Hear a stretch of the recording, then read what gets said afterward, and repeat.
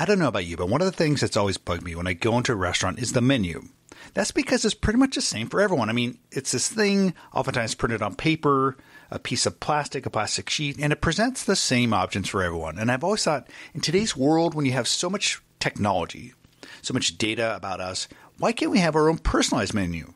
Why can't we have a menu that actually speaks to us, that presents options tailored around our own preferences, our own health and biomarkers? And I think that's an opportunity, and I think it's going to be one of the bigger opportunities in the world of restaurants. And that's what I talk about today with Scott Sanchez, the CEO of a company called The Fit. And that's something that they're working on. They're creating personalized menus tailored towards personal preferences. And so we have that conversation. It's a good one. I hope you enjoy it. It's certainly something I've been thinking a lot about. Before we get started, if you haven't already checked out the Smart Kitchen Summit, go to smartkitchensummit.com. We just announced that applications are open for the Startup Showcase and a new competition we're having for startups around the future of food. So if you have an interesting idea around a future food product, if you think you want to change the way a certain category is made, have the next great CPG product, go to smartkitchensummit.com and click on the application for future food startups. If you just want to attend the Smart Kitchen Summit, use discount code podcast to get 25% off tickets. We'd love to see you there. All right, that's it. Let's get to the conversation with Scott. I'm excited to talk menus, personalized menus, because this is an area that's been a personal focus of mine. I feel like menus are stuck in time. I feel like we go most restaurants today and, you get that plastic board that's basically got some stains on it or a paper printout. Things are getting slowly better, but they're largely stuck in time. And you want to change that. You want to make them more personalized.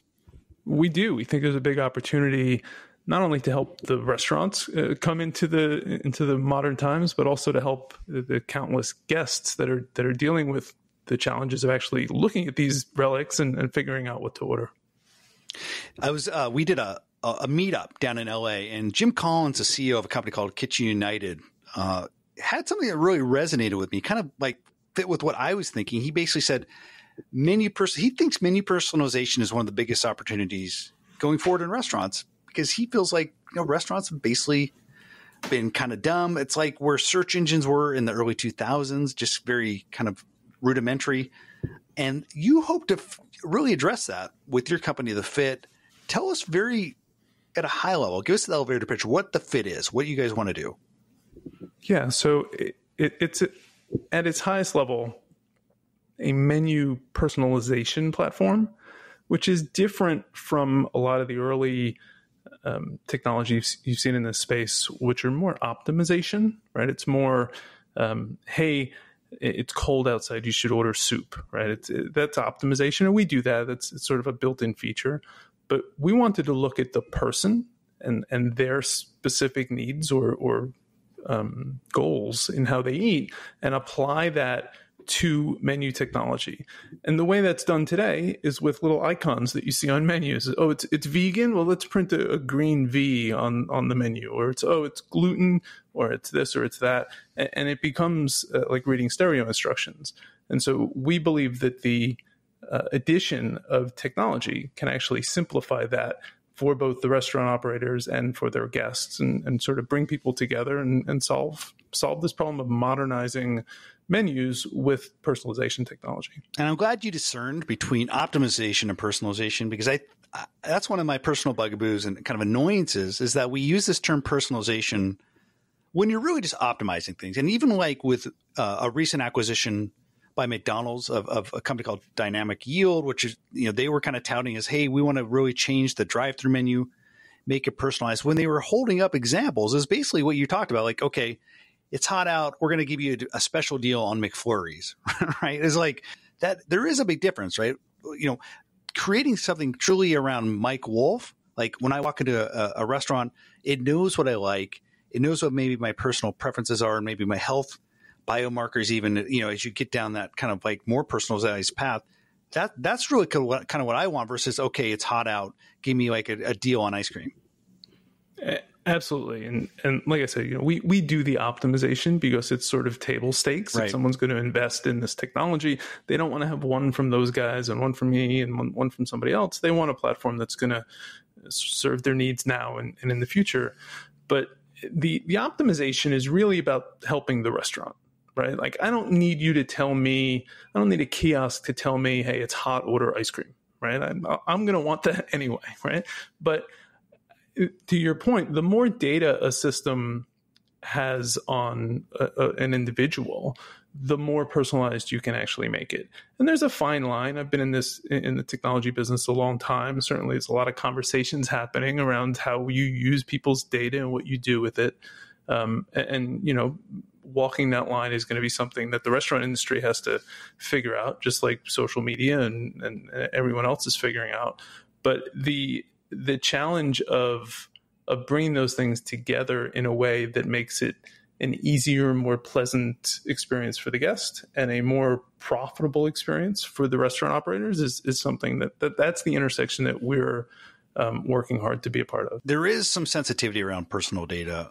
When I envision this future of what true personalization means, I think a lot about like, okay, you're going to get some really truly personalized inputs. We're kind of like, there's a tension there, right? Like there's going to be more and more personal data, but there's also like this worry that you don't want to necessarily get it into a bunch of people's hands. Maybe I don't want it in the hands of McDonald's, right? So talk a little bit about that tension. Fantastic observation. And it's one that is going to be, continue to have a light shined on it because of what you're seeing with the Facebooks of the world and others. But the reality is that there's a few ways to solve it. There's we'll collect nothing, and you can get a printed laminated menu card like It's 1985, right?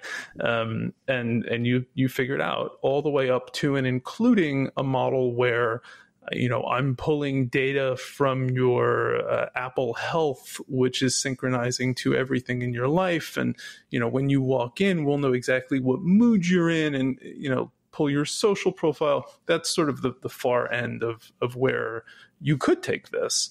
And, we built a platform that there's no logical constraints on the types of data we can use as inputs to personalize. Where I think the evolution we'll see is it'll start simple. Today you can say, hey, I'm vegan and I eat low carb, and the system can personalize for that and then optimize it for how the restaurant wants to run their operations and how they think about margin and other things. And that's very helpful. That's a huge step forward, right, from where we are today. But if that restaurant brand also has an app and they have a loyalty program and they keep track of past purchases and they link social activity and they want to incorporate some of that and they want to think about other things, it's really a conversation between us, the restaurant operator, and between them and their customer as to how they want to integrate this type of technology.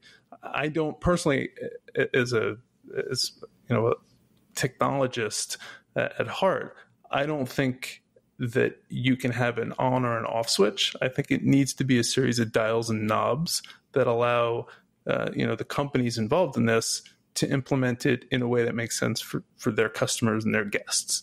And the fundamental difference, sort of my last thought on this, fundamental difference between this industry and social or something else is that the customer is not their product, right? Where we really get in sort of socially as a global concern to privacy is when the data, when the person is your product. And in this case, in the restaurant industry, luckily we don't have that problem. The food and the experience is the product. And so, we're sort of attacking it from a different side. I always have to stop and check myself because as like a technology enthusiast and liking to see things on the cutting edge, I always have to ask, is this something that like I want and everyone wants, or is this just something that I want, right? So is there going to, I guess what I'm getting at, is there going to be a constituency of people, a group of people out there who don't want personalized menus, that want to basically go in open-minded and explore, have the restaurant maybe tell them what, they should eat, like suggest things and make it more of a mystery, right? So is this like something that like some people will resist? There have been times in my life as I've fluctuated in weight and goals and other things over many decades where, I've gone into a restaurant and literally just said, bring me something I'll like. And sometimes like that's the most magical meal you'll have, right? When they just exactly, bring you something. Right? Yeah, and many people have experienced that at a sushi counter, right? Chef, just here's my budget, just bring me sushi. But you could do that at an Italian restaurant, you could do that at a burger restaurant, you could do that at all kinds of different restaurants, and assuming you have a server who wants to play along, they'll bring you a completely unexpected experience, and I think that's great, and I hope that many restaurants still allow people to experience that.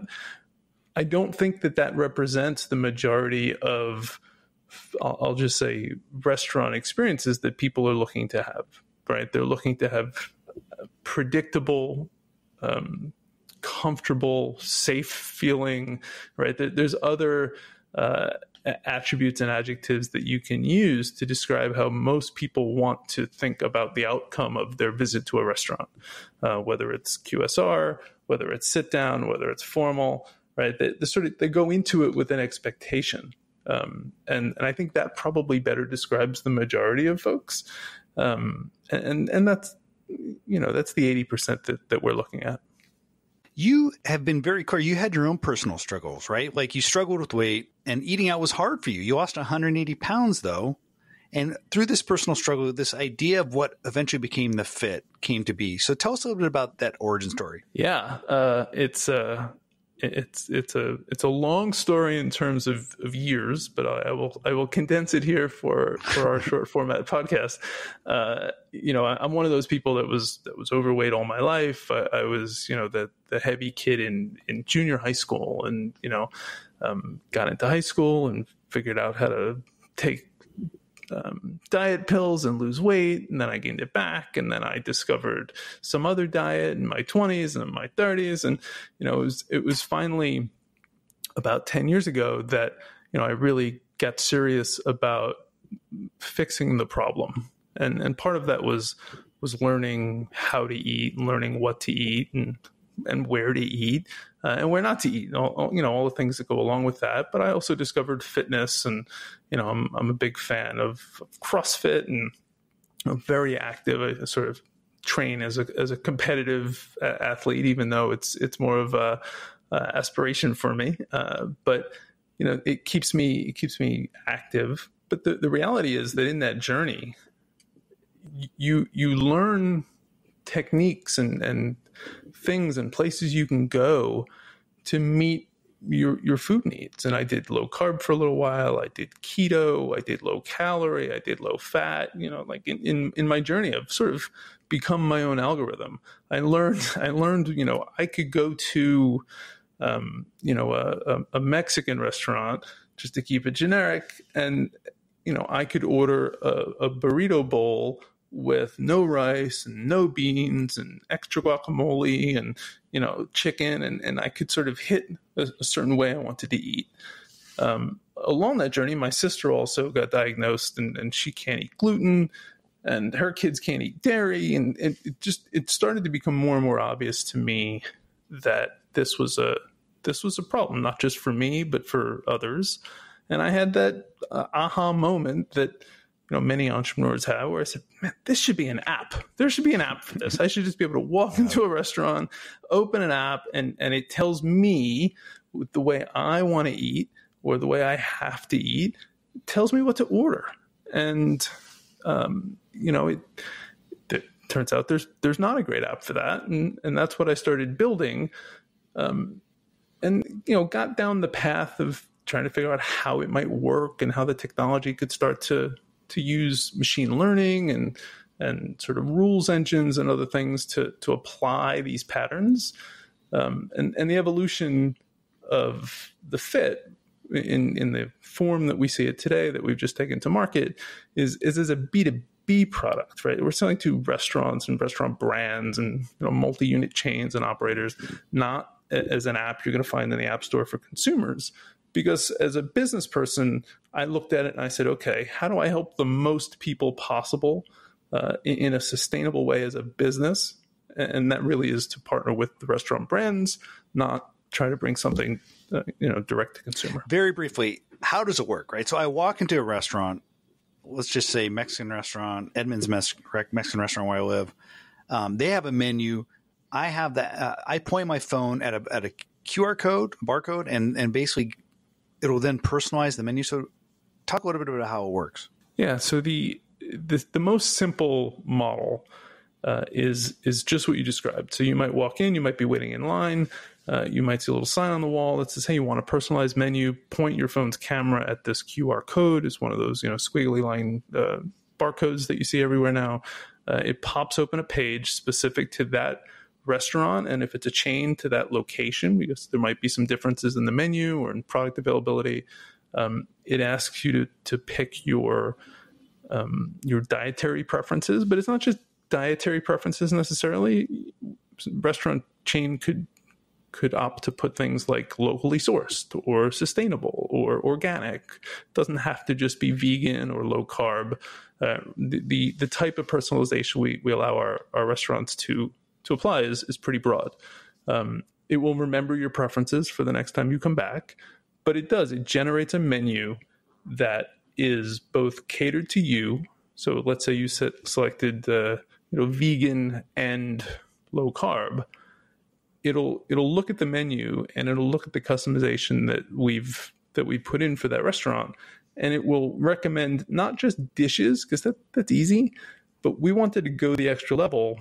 Back to my Mexican restaurant example, we want to actually make substitution recommendations that the restaurant finds acceptable, and we want to offer upsell opportunities that the restaurant finds very beneficial. So a simple example is, you're gluten-free. Well, let's substitute the bun on that burger for a bed of spinach and some avocado, which is a $3 upsell, right? And so you're sort of serving both the individual's needs and you're benefiting the restaurant. Let's look a little bit into the crystal ball, a little bit into the future. I mean, one of the things I've been kind of just thinking a lot about over the last couple of years is this idea of, when will I be able to just walk anywhere and it understands what my personal preferences are? And I guess the first one of the early genesises of kind of my thought process here was at an event, SKS Market Summit 3 years ago, a guy named Mike Lee talked about this idea of almost like a universal personal food identification, right? So you go from Walmart you order from Amazon, you walk into McDonald's, and it basically just understands fairly quickly, based on your past behavior, maybe something you filled out, that what you want, right? It knows you're vegan, knows you have dietary requirements, and knows you like spicy food. Do you see what I'm saying? Do you see a future like that, where you basically just walk in anywhere and enter certain types of venue, and it automatically kind of does some customization around your preferences? I think we're going to see that to an extent within places where you already have an existing relationship. So, I mentioned the QR code is one way to engage with our platform. Another way is that a brand might decide to just add us as a feature inside of their own native mobile app or inside of their kiosk, where you're part of their loyalty program. You've answered some of these questions when you signed up, or to your point, or I've linked my Google, Facebook, other profiles where information like that is already available, right? And so from a purely technology perspective, the capability to do what you're describing exists, right? The facial recognition or device recognition when someone walks into an establishment has existed for years, right? Casinos and other places use it to make sure that their high rollers get the attention and the other things they need. That was sort of one of the earliest implementations of it. But the issue to do it at scale is that people need to share data, and then the holders of that data, the Facebooks of the world and Google and so on, need to further share that data, which, as soon as they can figure out how to make money from it and not go to jail, you'll probably see. But, the reality is that within an individual establishment, I think we're not far off from that. Certainly these native mobile apps that a lot of these restaurant brands are putting out there and retail and hospitality brands are putting out there, you are already seeing some of that. You go shopping at Target Walmart, they know what aisle you're in. There's cameras in the ceiling that know when you pick something up and put it down and don't buy it later. Right? They're already at that level of sophistication. And it's just a matter of sort of making that technology more accessible, and we hope to be a part of that. What other ways do you see the restaurant experience changing? I think obviously personalization is one that is interesting to me. I think there's so much room to improve the customer-facing experience, whether that's just better menus, just like automated kind of experiences in front of house, or lack of that. What are some of the ways in which you think restaurants can improve the customer experience beyond what we've talked about? I'm sort of spoiled and maybe biased in my answer in this, because I spend my time either in Midtown Manhattan or LA, fundamentally. And in New York, it's so much about quick and fast and delivery. Just looking out the window right now, it's just delivery, on bikes, just delivery after delivery after delivery in the big square bags. And I think that figuring that out is still something that restaurants are struggling with, the takeout aspect, the delivery aspect. And to your point in the last question about, I just want to walk in and have it know me, I think we're far away from that in terms of bringing the staff of restaurants together with the technology. Right? There's still this big divide in how restaurants are actually implementing, and even someone like McDonald's, who arguably has been a leader in the implementation of technology in recent years. When you walk in, and I did a lot of research. Unfortunately, I didn't get to eat a ton of the food because I'm on a restricted diet. But I did a lot of research in different chains to see how they've been implementing technology. You walk into a McDonald's, they've got these beautiful kiosks. And the whole idea, I feel like as a consumer, as a guest, is to keep me from talking to the staff. And so they're just calling out numbers now. Somehow I went from being a guest that they welcome to just a number that they yell out when my food is ready. I don't know if that's an improvement. That there's still a human aspect to the restaurant and food service business that we need to integrate properly with technology. And I think that was a sort of a driving principle for what we're trying to do with the Fit, in that it should augment how you're recommending things. It should make a person feel more connected to the brand, not further separate them from the brand.